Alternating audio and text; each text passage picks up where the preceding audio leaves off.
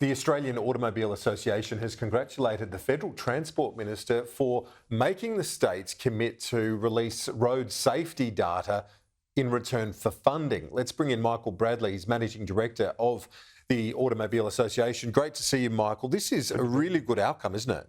Very big announcement, Kieran. Very significant announcement from the government yesterday. If they pull this off, this is the most significant reform to road safety management in this country in decades. Huge credit to Catherine King here. Yep. Because there's pressure on a federal politician or any politician to walk away from a commitment like this because it's easy to pork barrel. You can spend money in the areas you want, but Catherine King holding to the standards here that should be required for governments to be transparent about what roads are safe and what roads aren't. Yeah, look, we've always said, to Catherine's credit, to Albo's credit, they said before the last election that they want to end the rorts in road funding. The federal government commits about $10 billion a year to states and territories for road funding.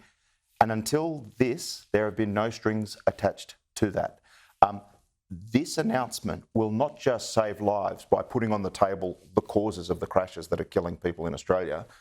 It'll really clip the wings of politicians who want to prioritise road projects which offer political benefit rather than community benefit. Yeah. And that is a huge reform. And while we're praising some figures, we should also mention Bart Mellish, the Queensland Minister. He's come on board. He says 100% he's going to deliver the data because traditionally the states haven't been that forthcoming. The Queensland Minister has said, yes, we will give you the numbers. And the reason it's important is for safety, but also if you're on the Bruce Highway or a major arterial and you're stuck in traffic, this data is going to help that sort of thing as well. Yeah, he should be congratulated. He's the first one out of the blocks, and this is a big development. States and territories collect lots of information about the quality of their road network, the causes of crashes, and perhaps most importantly, the effectiveness of their different enforcement regimes. We're talking about every state and territory manages speed or distraction or drink driving differently. They can't all be doing best practice, right? So there are always political sensitivities at state government level about putting this information into the public domain.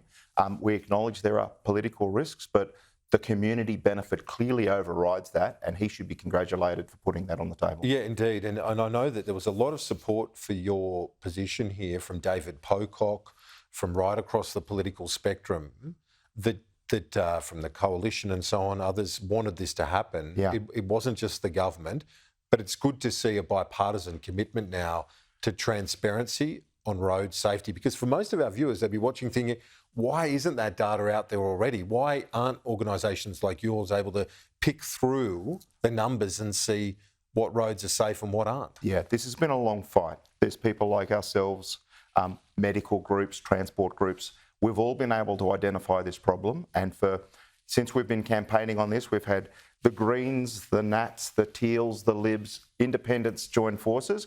There are political challenges to this, but I think the government should be congratulated for coming to the table yesterday. Yeah, indeed. And as I said, Catherine King, she's had a few issues, with various aviation challenges and so on this year, but for her today, massive credit for agreeing to this deal with the states to make them release the data. Michael Bradley, great to see you. Thanks. Pleasure. Talk to you soon.